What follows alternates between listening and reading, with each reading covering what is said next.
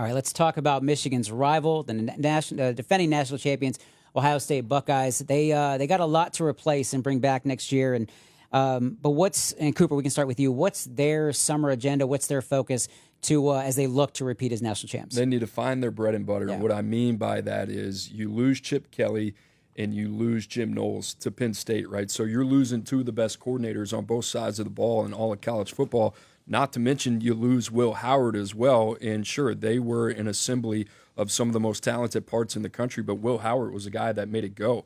Now you think about Jeremiah Smith, arguably the best player in all of college football, coming back. You have arguably the best player on defense in college football in Caleb Downs. So how do you make that gel all together? It's going to come down to Julian Sain, Lincoln Kienholz, and finding a way to maximize their ability and what they do well. But you're going to have to learn their skill set as well. So this is Ryan Day, who took a step back as a play caller last year, and it's now Brian Hartline and Ryan Day as a collaborative effort. And what works for you?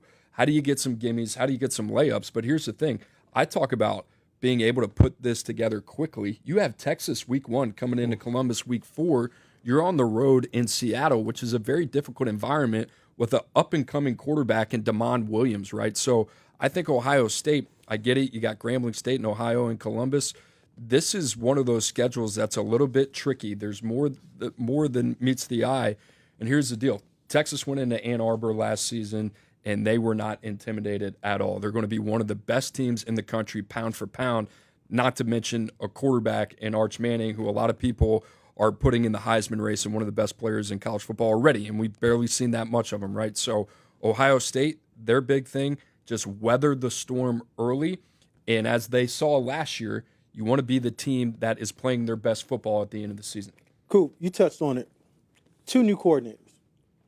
The summertime agenda is on offense, who are you going to be with both your quarterbacks?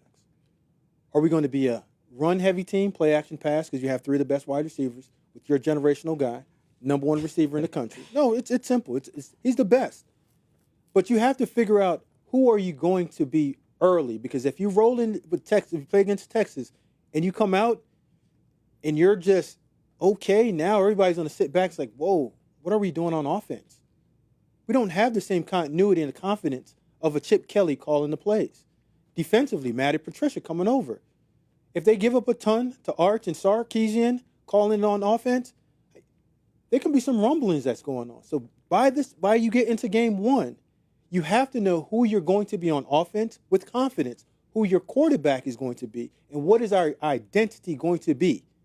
Because week 1 is going to determine exactly who you're going to be for the rest of the season. I know there's a long season left, including the Big Ten Conference. They've ran through the Big Ten year in and year out. Matty P on defense. How are you going to use Caleb Downs? I'm just kind of curious. We saw the schedule pop up. Maybe we can throw it back up there again. But kind of a quick follow-up for both of you. I know they can get back and win the national championship. I'm asking, will they? So, Coop, start with you.